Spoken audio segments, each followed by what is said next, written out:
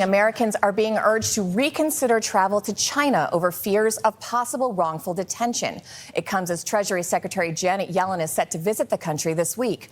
Face the Nation moderator and chief foreign affairs correspondent Margaret Brennan recently traveled to Beijing, where there's a concern a new Chinese counter-espionage law could put foreign companies at risk.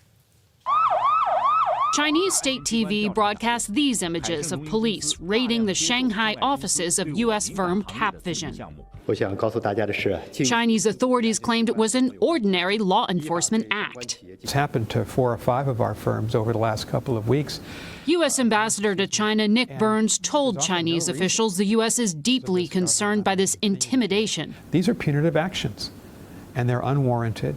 And they're often, the Chinese take these actions, they raid. But like we do it too. I don't understand. Isn't this like exactly what America does? It's like if I go to another channel and they're running a top of the hour ad break, I'm not going to complain about it. You know what I mean?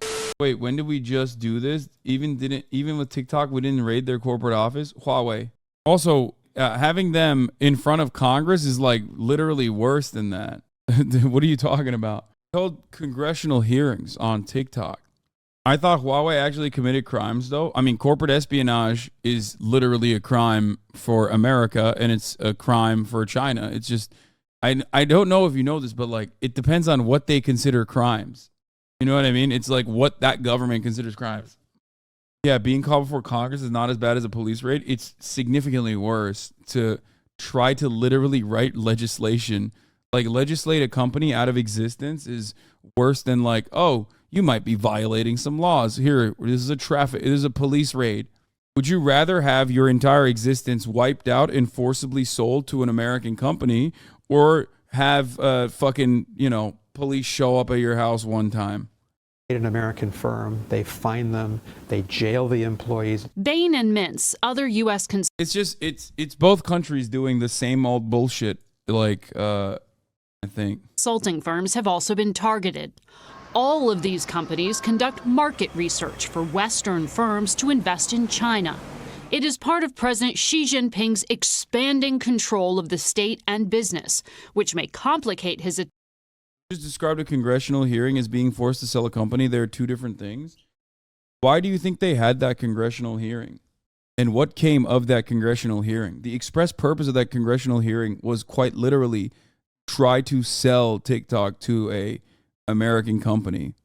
What are you saying? Are we acting like I didn't cover this at the time? What's going on? By the way, I'm not even saying this is like apt or adequate for the record. American companies also have congressional hearings, though. Yeah, they do. Okay. I understand that. American companies having congressional hearings. Congressional hearings can be conducted on different things for different reasons.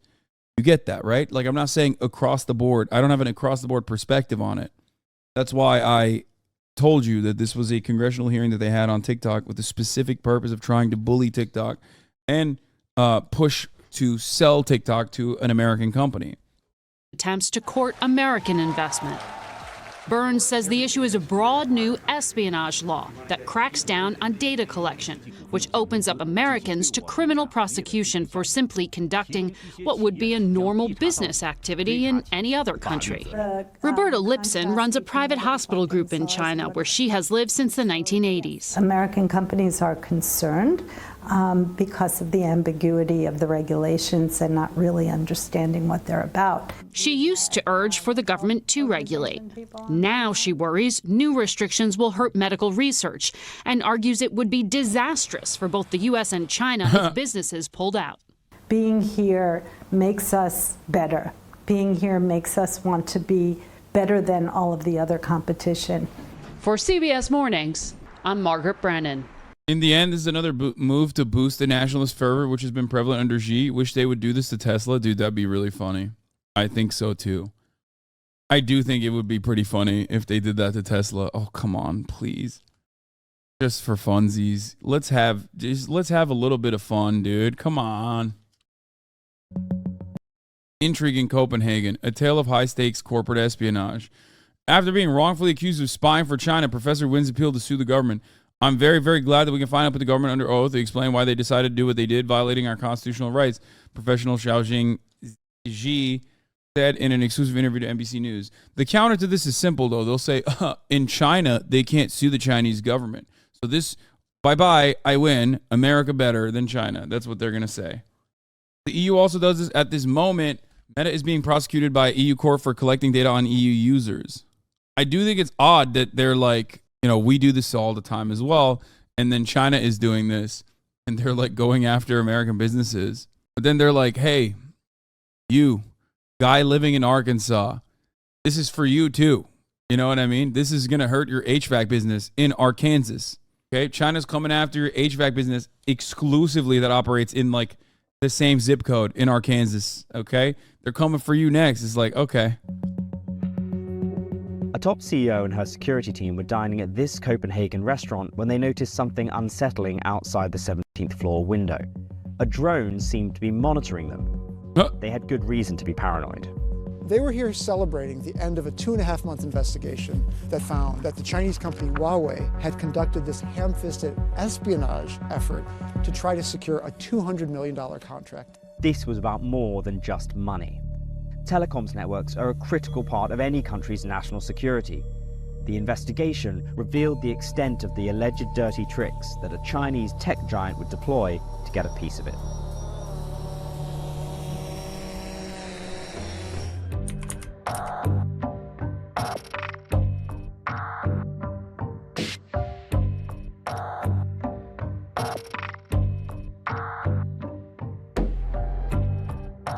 It all started in early 2019 here at the headquarters of TDC Group. It's Denmark's biggest telecoms firm. It's also where the team dining at Restaurant Silo worked.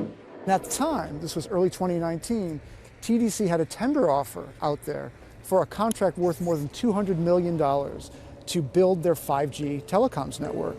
And at that time, they had whittled down the bidders to just two, Sweden's Ericsson and China's Huawei. The details in those tender offers are very closely protected. Things like pricing. How much do you charge for things? Ericsson, as it turns out, had offered to do this job for less money than Huawei. Huawei was not supposed to know that. Huawei somehow found out, and just hours before the final decision, submitted an emergency revision to its bid. And in fact, its bid was slightly lower than Ericsson's. How had the information managed to seep out? TDC called I see no issues here. You know what I mean? Hey, all is fair in love and corporate espionage, baby. an emergency investigation.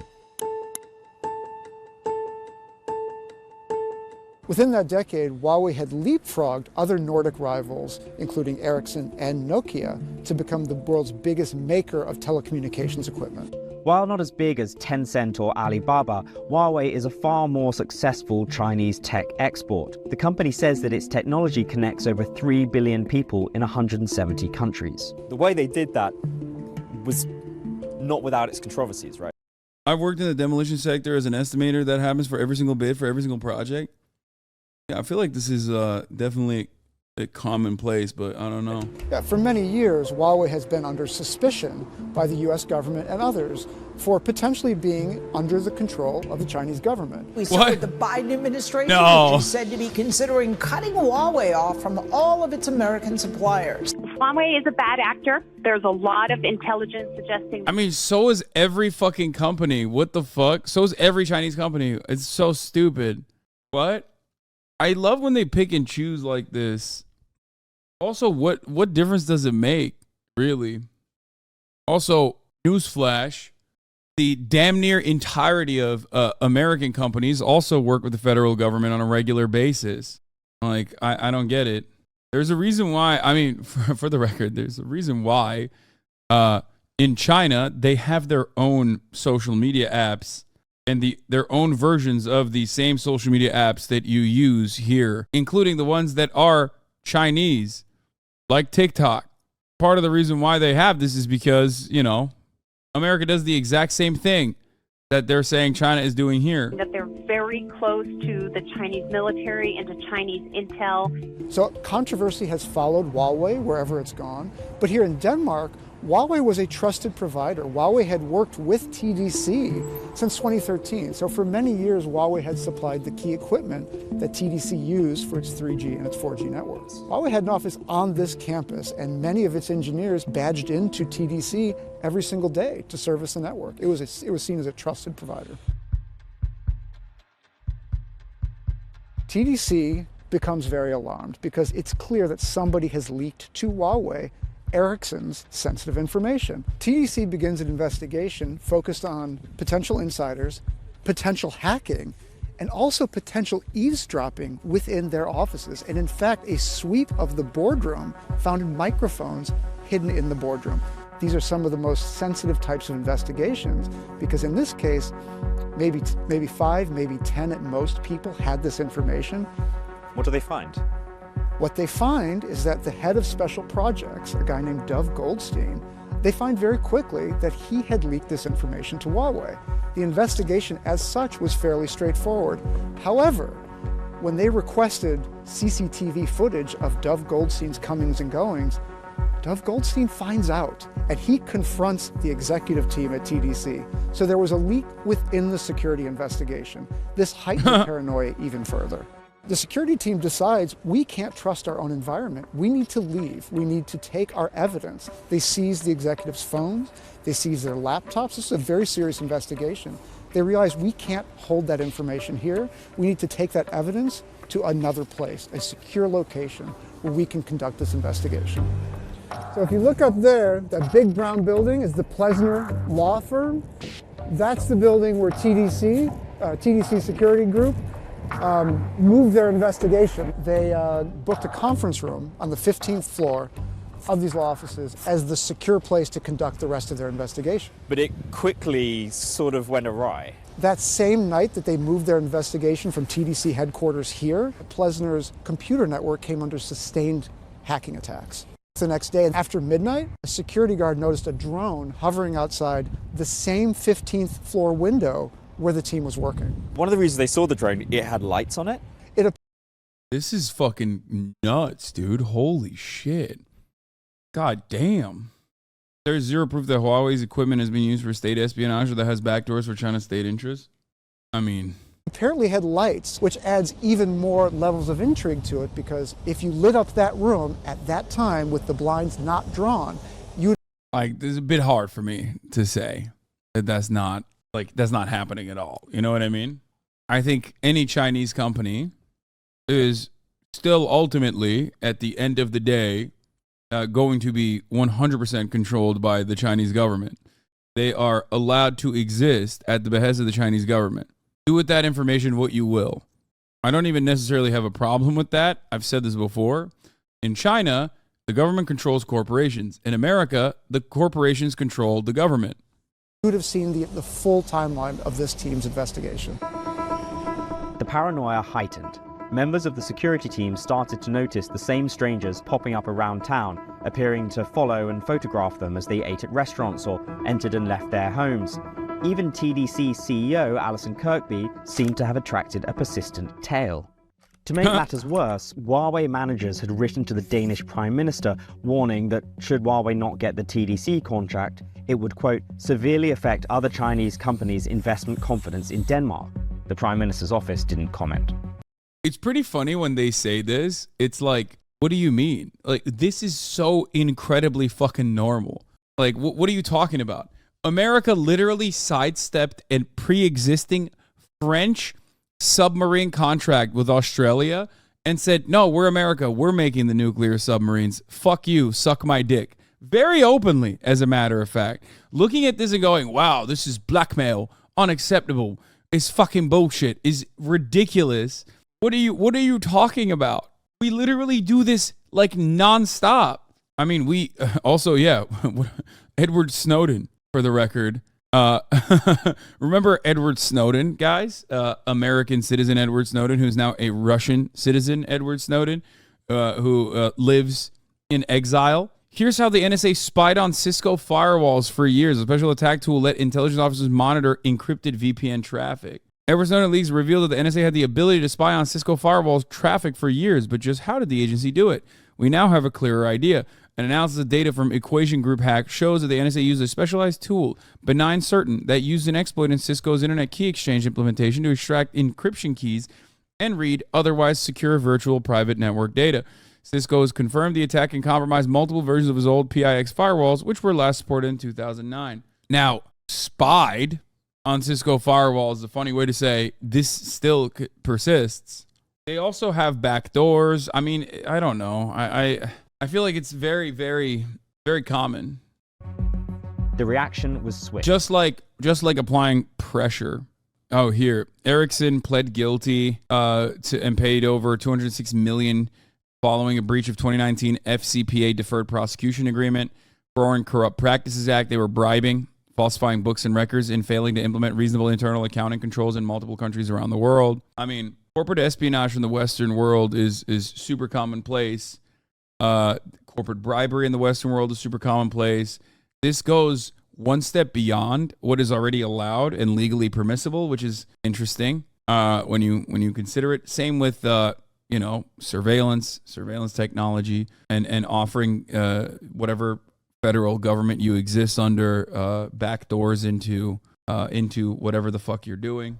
All this stuff is very commonplace, both sometimes legally permissible and also illegal, but where they just turn a blind eye to it. I guess the difference is it's yet another instance where it's like, oh, China is doing what we're doing, and it's like, that's what we do. Like, China can't do that type situation. You know what I mean? Because it's a foreign adversary.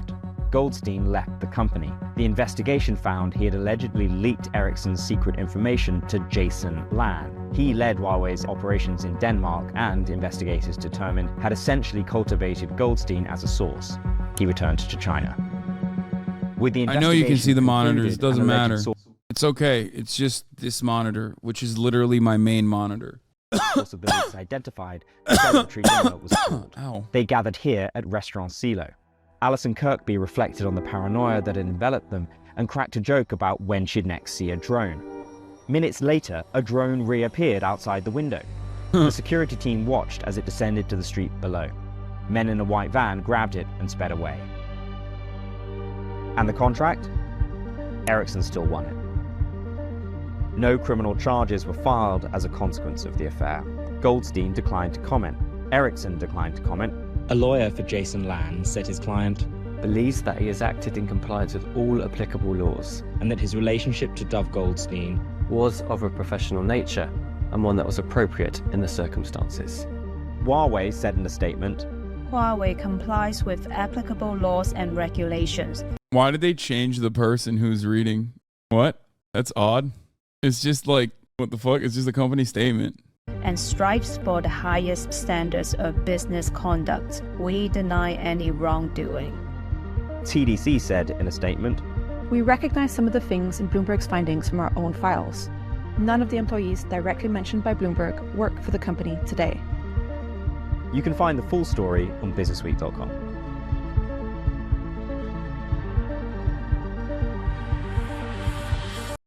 This scene in Syriana summed up the difference between when we do it versus when they do it. Fund prosecutor got off message at Yale, thinks he's going to run this up the flagpole, make a name for himself, maybe get elected some two-bit congressman from nowhere, with the result that China or Russia can suddenly start having at our expense all the advantages we enjoy here. No, I tell you, no, sir. Corruption charges. Corruption? Corruption is government intrusion into market efficiencies in the form of regulation. That's Milton Friedman. He got a goddamn Nobel Prize. We have laws against it precisely so we can get away with it. Corruption is our protection. Corruption keeps us safe and warm. Corruption is why you and I are prancing around in here instead of fighting over scraps of meat out in the street. Corruption is why we win. Consulting companies like McKinsey can also work with multiple businesses in the same industry and nudge one company into figuring out what another company's been doing or what they can get away with. I mean, that's what you pay them for, built into the price point.